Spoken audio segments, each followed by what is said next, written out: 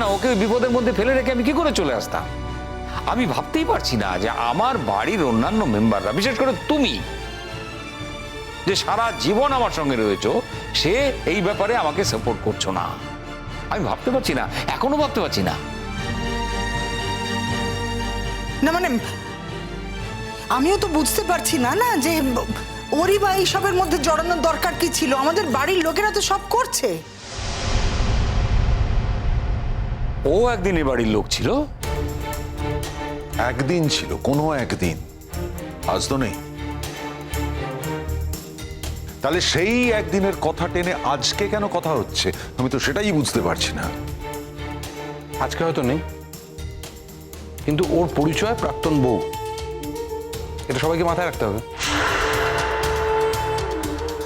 পিকলুর বর্তমান বউ এ বাড়িতে আছে, আর গুড্ডি প্রাক্তন বউ। প্রাক্তন হতে পারে প্রাক্তন, কিন্তু বউ শব্দটা ওর নামের সাথে জড়িয়ে আছে, এটা ভুলে গেলে চলবে না। ঠিক আছে দাদা ভাই, ঠিক আছে, তাহলে ও থাকুক, আমি চলে যাচ্ছি আমার বাড়িতে। তোমরাই তো আমাকে জোর করে রেখে দিয়েছো এখানে। না দেখো শিরিন, তুমি যদি এই বাড়ি ছেড়ে চলে যাও তাহলে কিন্তু আমিও চলে যাব। আমাকে কেন বেঁধে মারতে চাইছো মাম্মা? আমি মেয়েটাকে সহ্য করতে পারছি না, আর ও আমার চোখের সামনে এই বাড়িতে থাকবে।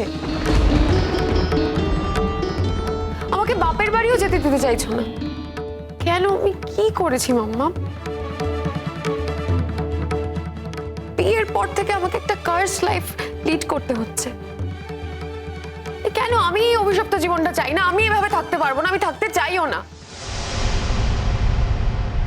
শিরিন, অভিশাপ তুমি নিজে করেছো, কারণ অভিশাপটা তো বাস্তবে নেই, আছে তোমার মাথার ভেতর, তোমার কল্পনাতে। একটা কথা পরিষ্কারভাবে বোঝো শিরিন, আমি ধরে নিচ্ছি তোমার পিকলুর প্রতি ভালোবাসা আছে, তোমার পিকলুর প্রতি দায়বদ্ধতা আছে, তোমার চিন্তা আছে, সব কিছু আছে, কিন্তু সব কটা জিনিস গুড্ডিরও আছে। এটা তোমাকে বুঝতে হবে। তাই তুমি পিকলুর জন্য যা যা করছো কিংবা করতে চাইছো, যদি কিছু করে থাকো অ্যাট অল, গুড্ডি কিন্তু সেগুলো করছে, মানে গুড্ডি লড়াই করছে পিকলুকে ফেরত পাওয়ার জন্য, বুঝতে পারছো? তুমি বাড়িতে থেকে না খেয়ে যে দুঃখ বিলাসিতাটা করছো, যে লাক্সারিটা পাচ্ছ, সেটা পাওয়ার সুযোগটুকু ওর নেই।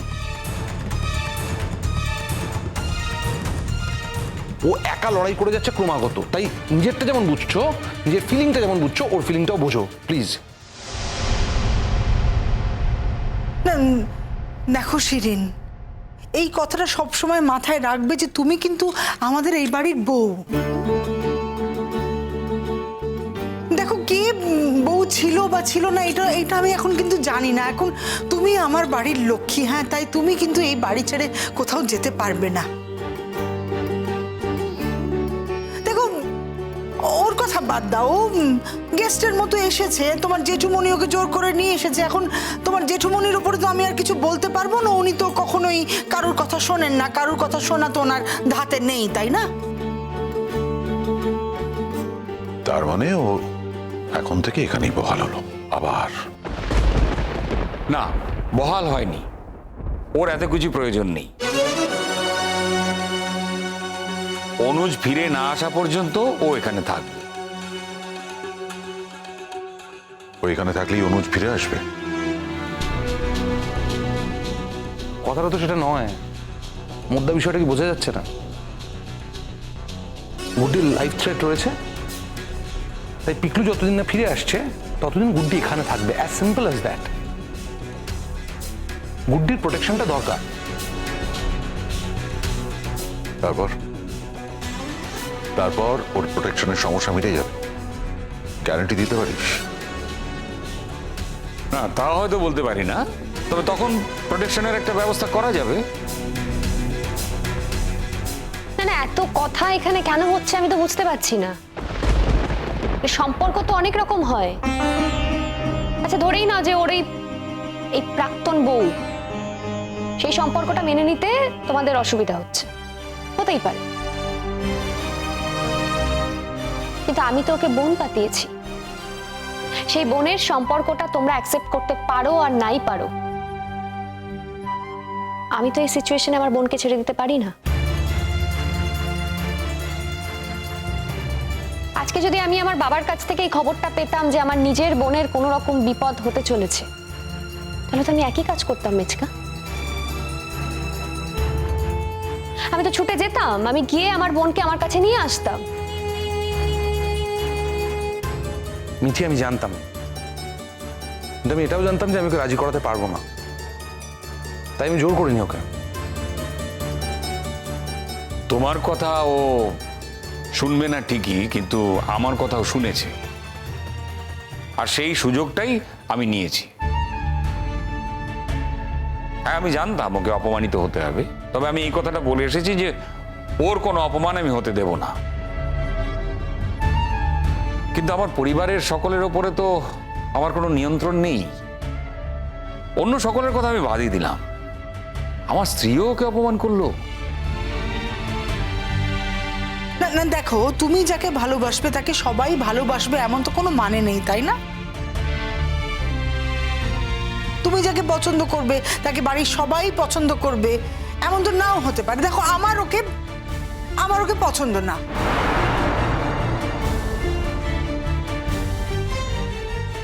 দেখো, ওর অনেক সমস্যার কথা আমরা জানি এবং তুমিও জানো, কিন্তু মানো না। আর সত্যি কথা বলতে কি, আমি আমার বাড়ির লক্ষ্মীর কাছে ওকে দাম দিতে চাই না। আমি তোমাদের থেকে কোনো দাম চাইও না মাম্মা। এখানে এসে সব থেকে বেশি আমার নিজের অসুবিধা হচ্ছে। আমি এখানে আসতে চাইনি। আমি যদি হস্টেলে নিজের মতো করে থাকতাম তাহলে অনেক স্বাধীনতা থাকতো আমার। এখানে এলে তো আমার কোনো স্বাধীনতাই থাকবে না। তাহলে কি লাভ আমার এখানে এসে? একটু ভালো করে ভেবে দেখো তো মাম্মা, খাওয়া পড়ার জন্য এখানে এসেছি, খাওয়া পড়ার জোগাড় তো আমার ওখানেও ছিল, তাহলে কিসের জন্য এসেছি? এই বাড়িতে তো এখন স্যারজিও নেই, যার জন্য আমি এখানে আসতে পারি বলে তোমরা অনেকে মনে করতে পারো, সেই মানুষটাও নেই। তাহলে কেন এসেছি? শুধুমাত্র তোমাদের কথা শুনবো, এতগুলো অপমান অসম্মান সহ্য করবো বলে এখানে এসেছি? আমি সত্যি বলছি, সত্যি সত্যি আমি এখানে শুধুমাত্র জেঠুমনির জন্য এসেছি। আমি চিঠিটা নিয়ে থানা পুলিশ করব, আশা করি দুদিনের মধ্যে সবটা মিটে যাবে। আর 2-1 দিনের মধ্যে সবটা মিটে গেলে আমি চলেও যাব, এখানে থাকবো না। শিরিন দিদি, তোমাকে একটা কথা বলছি, বিশ্বাস করো, এখন যেমন তোমার আমাকে ভালো লাগে না, তুমি যেমন আমাকে সহ্যই করতে পারো না, তেমন আমারও কিন্তু তোমাকে আর ভালো লাগে না। তুমি যেমন আমার সঙ্গে একই বাড়িতে থাকার কথা ভাবতেই পারো না, এই কথাটা ভাবলেই যেমন তোমার অস্বস্তি হয়, তেমন আমারও অসুবিধে হয়। আমিও তোমার সঙ্গে একই সঙ্গে থাকার কথা ভাবতে পারি না।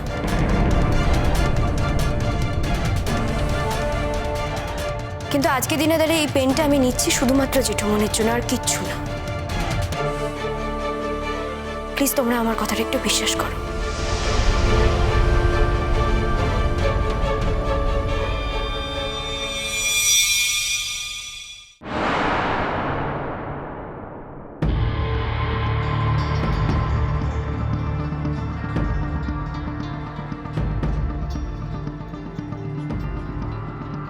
স্যার ফিরে এসেছেন। চিঠিটা নিয়ে সবার আগে স্যারের কাছে পৌঁছে দিয়ে তারপরে আমরা আমাদের মুভমেন্টে যাব। আচ্ছা, স্যার নিশ্চয়ই ওর কোনো খবর নিয়ে এসেছে। স্যার নিশ্চয়ই আমার স্যারজির কোনো খবর নিয়ে এসেছে।